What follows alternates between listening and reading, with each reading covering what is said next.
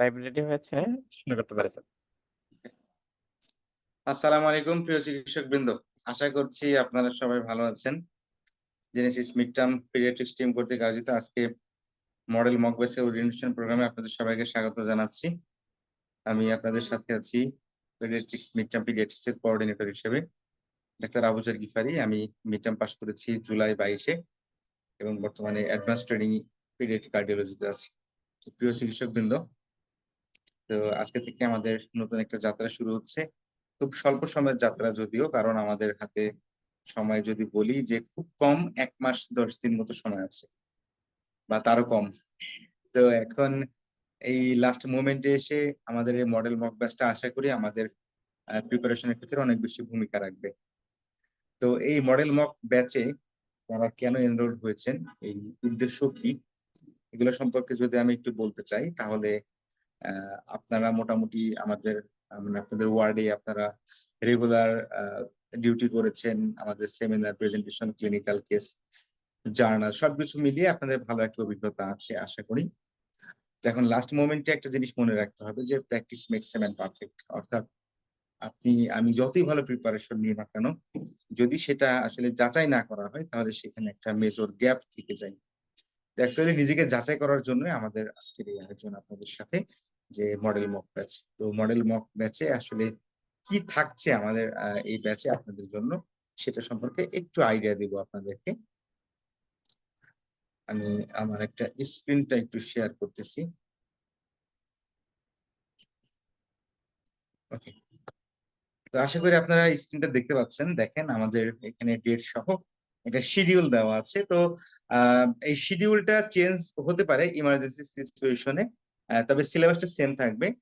তাই শিডিউলের জন্য এটা একটা রাফ শিডিউল অ্যাকচুয়ালি। তো শিডিউলের জন্য আমরা সবসময় যেটা বলি যে আপনারা যখন অ্যাডমিট হয়েছেন তখন আপনাদেরকে জেনেসিস কর্তৃক একটা আইডি এবং পাসওয়ার্ড দেওয়া হয়েছে। সেই আইডি এবং পাসওয়ার্ড দিয়ে আমাদের genesis.pg.info অর্থাৎ এই ওয়েবসাইটে আপনি ঢুকে যদি লগ ইন করেন তাহলে আপনার শিডিউল গুলো দেখতে পাবেন। অর্থাৎ নেক্সট ডেতে আপনার কি ক্লাস আছে, কোন এক্সাম আছে, কোন সলভ ক্লাস আছে, এই সবগুলো আপনি সেই শিডিউলে দেখতে পাবেন। তা আমি যদি এখানে একটু দেখি, যে দেখেন আমাদের 22 তারিখে মডেল টেস্ট 1 অর্থাৎ এসবিএ, এরপরে আছে 26 তারিখে মডেল টেস্ট 2 এসিকিউ, এরপরে দেখেন 29 তারিখে আছে মডেল টেস্ট 3 এসবিএ এবং 2 তারিখে মডেল টেস্ট 4 এসিকিউ। তো দেখেন আমাদের এই পুরো পেডিয়াট্রিক্স যে সিলেবাস, আমাদের পুরো পেডিয়াট্রিক্সকে আমরা 14টা লেকচারে ভাগ করি সাধারণত। এবং আমাদের মডেল টেস্ট 1 এবং 2 অর্থাৎ মডেল টেস্ট 1 এ এসবিএ, মডেল টেস্ট 2 তে হচ্ছে এসএকিউ। এটা আমরা হচ্ছে 1 থেকে 7 পর্যন্ত, অর্থাৎ আমাদের পুরো পেডিয়াট্রিক্সকে আমরা অর্ধেক ভাগে প্রথমে একটা পরীক্ষা নেওয়া হয় এবং পরবর্তী যে অর্ধেক অংশ অর্থাৎ শেষের অংশটুকু আমাদের মডেল টেস্ট 3 এবং 4 এ সেই শেষের অংশটুকু অর্থাৎ 7টা লেকচারের এক্সাম নেওয়া হয়।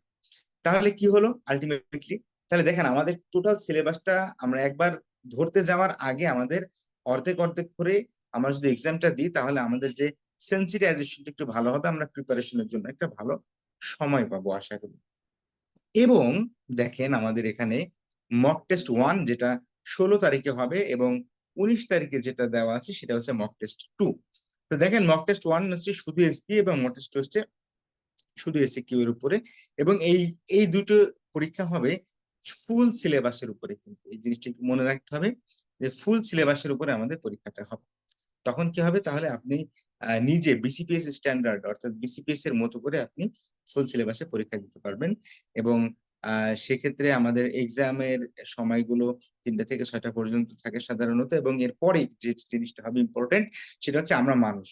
আমরা মানুষ হিসেবে আমরা ভুল করব, এটাই স্বাভাবিক। আমাদের কিছুটা ভুল ত্রুটি হবে। অর্থাৎ আমি যেভাবে এক্সাম দিচ্ছি সেভাবে এক্সাম কোন কোন জায়গায় আমার অ্যাকচুয়ালি গ্যাপ আছে, কোন জায়গাতে কিভাবে লিখলে আমি ফুল মার্কস পেতে পারি।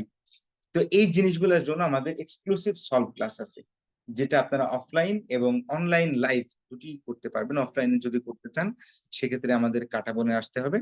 কাটাবনে আমাদের যে মিড টার্ম সেন্টার আছে সেখানে আসতে হবে।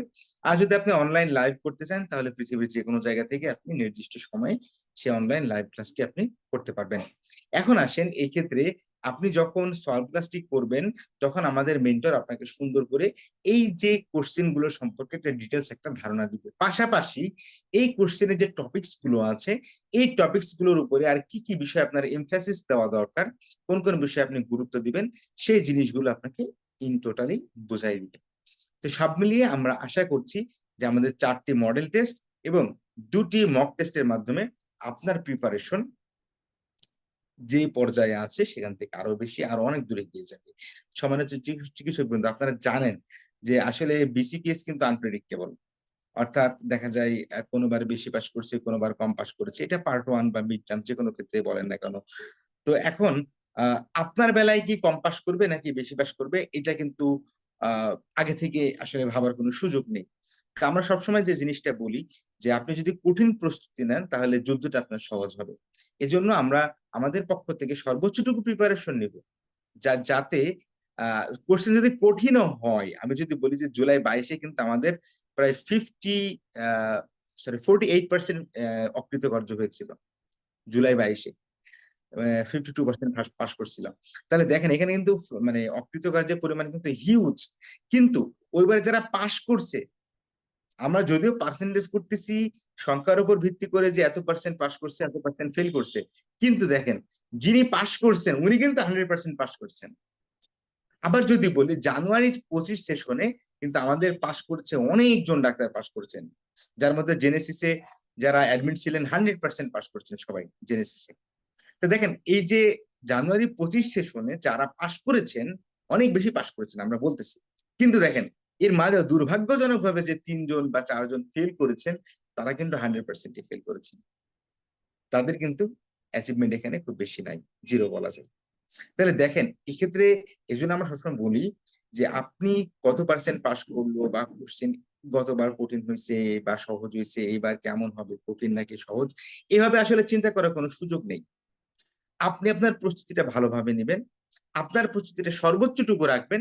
দেখবেন যত কঠিন প্রশ্নই হোক না কেন, আপনি যদি পাস করেন তাহলে আপনি 100% কৃতকার্য, 100% সফল। এজন্য আপনি নিজেকে অবশ্যই পাস করার তালিকাতে যদি রাখতে চান তাহলে অবশ্যই লাস্ট মোমেন্ট এসে আপনাকে প্র্যাকটিস করার কোনো বিকল্প নেই। এই রিটেন এর জন্য আপনাকে প্র্যাকটিসের মাধ্যমে আপনি নিজেকে পারফেক্ট বানাইতে হবে। সম্মানিত শিক্ষকবৃন্দ, আমরা আর খুব বেশি সময় নিব না। আজকে আমাদের ১ম ক্লাস অর্থাৎ ১ম এক্সামের পরে আমাদের সলভ ক্লাস হবে। তো আপনারা যারা এক্সাম দিতে চাচ্ছেন বা দিবেন তারা এক্সাম শুরু করতে পারেন। এক্সামের পরে আমাদের সলভ ক্লাস শুরু হবে।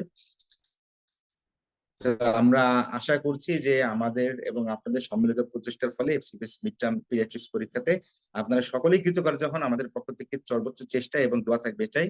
তো সবাই ভালো থাকবেন, সুস্থ থাকবেন। আমি আর খুব বেশি কথা বাড়াচ্ছি না। সবার সাথে এই মুহূর্তে আল্লাহ হাফেজ। আমি সবসময় আপনাদের সাথে আছি। আমি আছি একাডেমিক বডির কোঅর্ডিনেটর হিসেবে। আমাদের আ সাপোর্টিভ এক্সিকিউটিভ আছেন আ মিস্টার মামুন। মামুন আমাদের সবকিছুই দেখেন। তো আপনার যেকোনো প্রয়োজনে আমাদেরকে নক দিতে পারেন। তো আজকের মতো এতটুকুই। সবাই ভালো থাকবেন, সুস্থ থাকবেন। আপনাদের সবার জন্য অনেক, অনেক শুভকামনা। সালামু আলাইকুম।